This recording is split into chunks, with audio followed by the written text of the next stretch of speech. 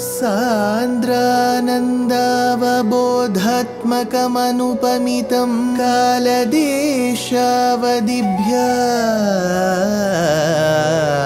निर्मुक्तं नित्यमुक्तं निगमशतसहस्रेण निर्भास्यमानम्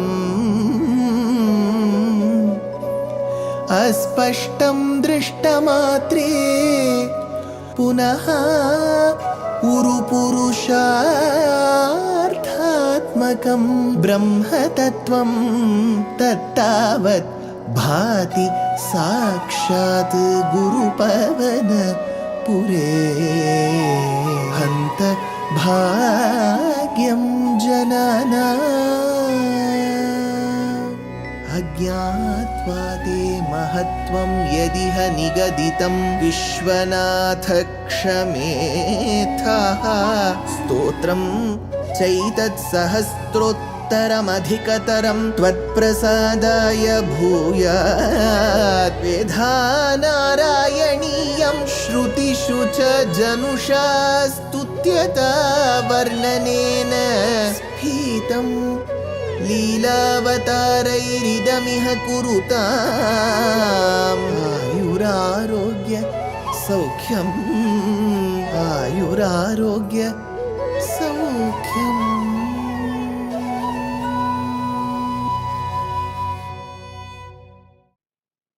Gurupavanapure Hantabhagyam Jananam. Namaskaram to all the Astikas. We've been understanding the greatness of the Kshetram, the Sthalam called Guruvayur, its connection to Mahabharata, Janamejaya, so on and so forth. We have understood the arrival of Bhagavan through the Murti, Divyamangala Vigraham, worshipped by three Dampatis called Prishni and Sutapas, Aditi and Kashyapa, Devaki and Vasudeva, and the birth of Bhagavan as avatars of Prishni Garbha, Vamana and Krishna. We later understood Krishna himself worshipped the Murti, and then under the goodwill of Uddhava, guidance of Brihaspati and the carrying of Vayu, with the permission granted by Shiva and Parvati, the Vigraha is established in the Kshetram of Guruvayur. We also saw the greatness of Narayana Bhaṭṭatiri, the poet, his rich tutelage and knowledge, his association with a great poet friend called as Poondanam, and an association with a friend called Vasudeva Kavi, and later an association with a Malayalam poet called Tunjattu Ramanuja Ezhuthachar. We also saw that he took up the pains from his Acharya Varya Achyuta Pisharoti, where he started suffering from Vatarokam, which is rheumatoid arthritis. We have different forms of medical treatment that we have known in Bharatadesha. We have lately been great patrons and fans of the English medicine, as we call it, called as allopathy. This allopathy has to deal with the English medicine that we all know for. With diabetes, they prescribe metformin, statins, glimepiride, gliclazide, vildagliptin. All these molecules that we know come under the radar of allopathic medicine. There is another great branch called Ayurveda. That is a traditional Indian practice where we see for solutions in Mother Nature, herbs, seeds, plants, and we find solution for the health ailments. That is Ayurveda. And then over and above that, there is a treatment called homeopathy. Homeopathy is another form of treatment. So there is Ayurveda, allopathy, homeopathy. And now there is somebody above all these pathis called Lakshmipati, who is Narayana himself. So allopathy is to be respected, homeopathy is to be respected, Ayurveda is to be respected. Over and above that, if it has to function well, there is a Lakshmipati. So this Lakshmipati Narayana will bless us. So Lakshmipati Narayana through Ayurveda Shastra, I'm sure many of you will be extremely well read in Ayurveda. You go to an Ayurvedic doctor, they will first check your nadi, your breathing pattern, your body constitution, and they will say which category you belong. So in Ayurveda, there are three kinds of body disorders: Kapham, Vatam, Pittam. So one of the body types you will belong. So based on your body type, the doctor would say, avoid these foods, don't do this, do that. So these will be the prescriptions given by the doctor. So, in one such treatment that we all know of, they say that avoid foodstuff that increases the vayu in your body. They would say do not have raw banana. So, all this will give you vayu in the body. So, why this vayu? It is a belief that vayu gets in between the bones. We have had many incidents in Ramayana mentioned of how Diti's garbha, the chedam happens, the fetus chedam happens, they become maruts because of Vayu's intervention. So Vayu can do anything. Wind is very strong. So Vayu in a belief system causes Vatarogam, rheumatoid arthritis. So this is the belief. On one side, Bhaṭṭatiri took the ailment of Vatarogam, rheumatoid arthritis from his Acharya Achyuta Pisharoti. And the belief is Vatarogam is caused by Vayu. And where did he end up being? In Vayur. He came to Vayur. Guru, Vayur. So he came to Vayur. So who is Vayu? In a way has caused some disturbance in his body.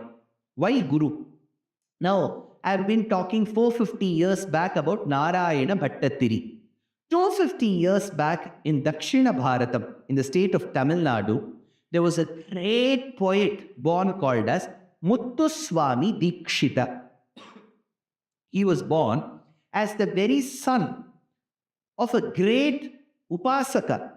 And that Upasaka was a Bhakta of Kartikeya, of Shanmukha. Since this boy was born as a result of Kartikeya's grace, he was called Muthuswami Dikshita, rightfully Muthuswami Dikshita. He says in one of his kritis, Śrīman Bhavakuta Jata Chaturveda Swarupini Shringara Kamara Jodhava Sakala Vishwavyapini Devi Shakti Bijon Bhagavatrikana Sharirini Devanuta Bhavaroga Haravaidhyapati Hridaya Viharini Bhavaragatala Modini Bhaktabhishtapradaini Bhavaragatala Modini Bhaktabhishtapradaini Sevakajana Palana Guru Guharupa Muthu Kumara Janani Bhajare Re Chitta Balambika Muthu Kumara Jananim. So Muthuswami Dikshita was his name. Muthuswami Dikshita was a great veena player, a vainika. He used to carry this place to place, go temple after temple, singing compositions on the deity in Sanskrit. Why one of his students called Tambi Appan, I told you right in the Dakshina Bharatam, you'll have this Appan, Guruvayur Appan, Guppili Appan, Ayyappan, Tambi Appan. So this Tambi Appan, his disciple, his Sishya, developed a rare stomach disorder. That is when Muthuswami Dikshita saw the horoscope and found out that he had a dosham because of Guru. When you look at astrology, in Uttara Bharatam, we call it Kundali. In Dakshina Bharatam, we call it Jatakam, horoscope. He saw that the student had a Guru dosham. So he said the only way is to propitiate Guru. Guru here means Brihaspati.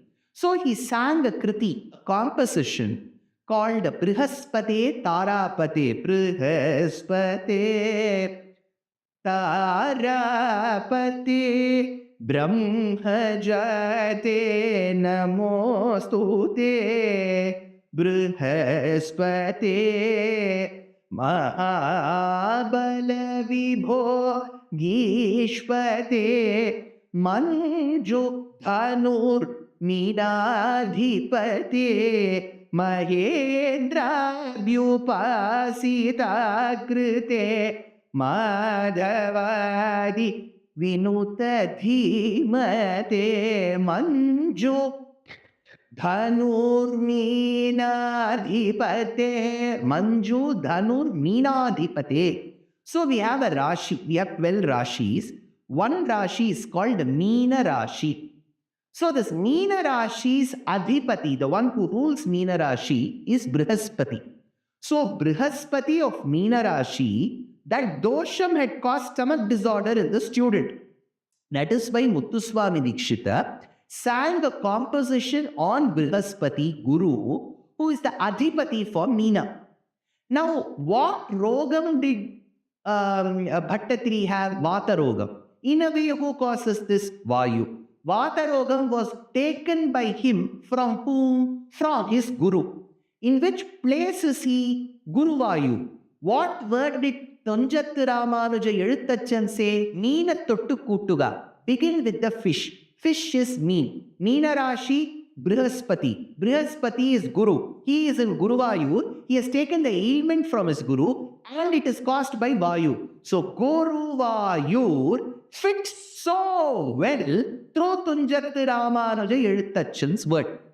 Now Bhaṭṭatiri now understood, to get rid of Vatarogam, I should be giving the essence of Bhagavatam. Śrīman Bhagavata Mahapurana talks about a list of avatars in a beautiful way as a beautiful conversation between Shuka and Parikshit. It has close to 18,000 shlokas, 12 skandhas, huge granth. Given our caliber, we will not read 18,000 shlokas. We are very lethargic. And children these days have very little attention span. Bhaṭṭatiri 450 years knew about what we will be doing in 2000 and after 2000 AD. So he said, I need to give the essence of 18,000 shlokas. So like how you boil milk and make kheer out of it. He boiled the 18,000 shlokas of Bhagavatam in bhakti and brought the essence of it in 1036 shlokas housed in 100 chapters called dashakams. This compilation of 1036 shlokas in 100 dashakams is called Śrīman Narayaneeyam. So he was suffering from rheumatoid arthritis. He used to have the manuscript, the original manuscript, the good manuscript of Śrīmad Bhagavatam next to him with his students around. They will be reading and he was suffering from arthritis. Every second is a pain. He couldn't even sit. But he would either use a student or later he started inscribing it, whatever shloka came to his mind. He would read the original, he would listen to the original, bring the essence of it in a beautiful shloka. Like this, he would compose every shloka, 10 to 12 shlokas a day, which means one chapter, one dashakam a day, 100 dashakams in 100 days. So from the day he began, on the 100th day, he completed this mammoth work called Narayaniyam. And that is the day when he got a vision of Narayana in the form of a Bala Gopala Murti. So this composition of 100 dashakams, 1036 shlokas is called Narayaniyam.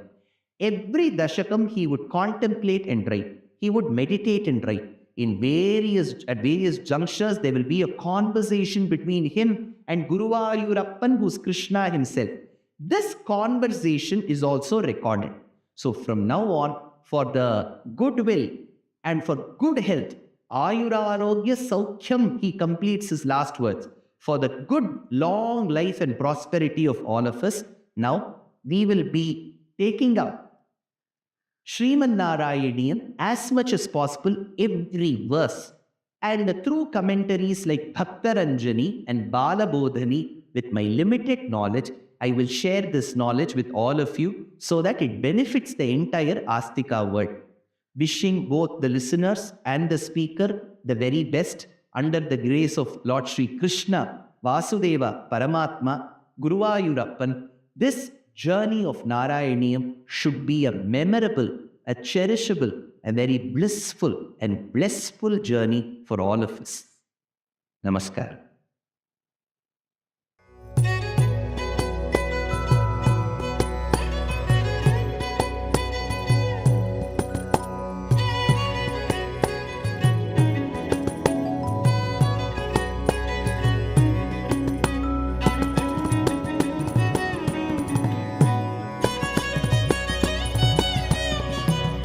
कल्याणरूपाय कलौ जनानां कल्याणदात्रे करुणासुधाब्दे कंवादिदिव्यायुधसत्कराय वातालयाधीश नमो नमस्ते।